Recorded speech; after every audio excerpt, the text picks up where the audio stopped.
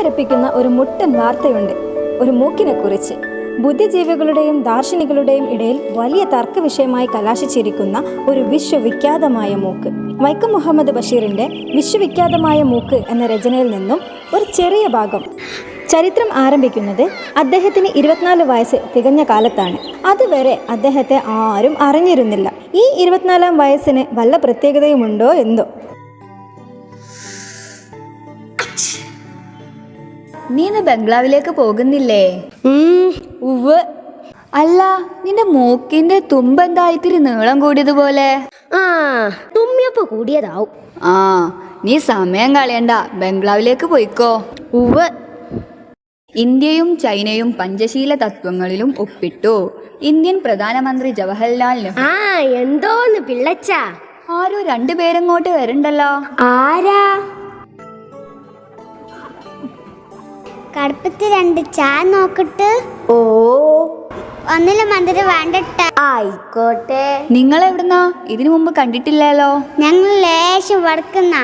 അല്ലപ്പാ, ഈ ഡേഡിയോ ബുദ്ധിമുട്ടുണ്ടല്ലോ, ഓനെ കാണാൻ വന്നതാ. ഓ, നമ്മുടെ കുഞ്ഞുണ്ണിയെ. അവന്റെ വീട് ഇവിടെ അടുത്താ. ഇങ്ങനത്തെ മൂക്കുകൾ ലോക ചരിത്രത്തിന്റെ ഏടുകളിൽ കിടപ്പുണ്ടായിരിക്കാം. ഇത്തരം ക്നാപ്പൻ മൂക്കാണോ ഈ മൂക്ക്?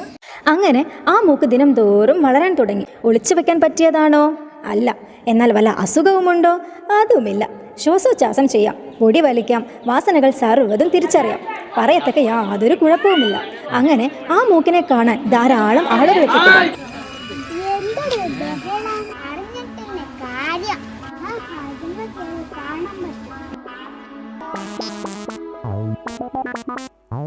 എക്സ്ക്യൂസ് മീ, ഇതാണോ മൂക്ക് വളർന്ന കുഞ്ഞുണ്ണിയുടെ വീട്?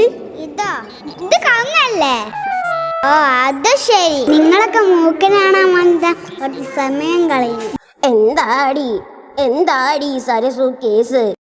അപ്പൊ തള്ളേ, കാര്യം അറിയാതെയാണോ ഓടി വരണേ? കാര്യം പറയടി. ഇവിടുത്തെ കുഷ്ണിക്കാരൻ പയ്യന്റെ മൂക്ക് വളർന്നൂന്ന്.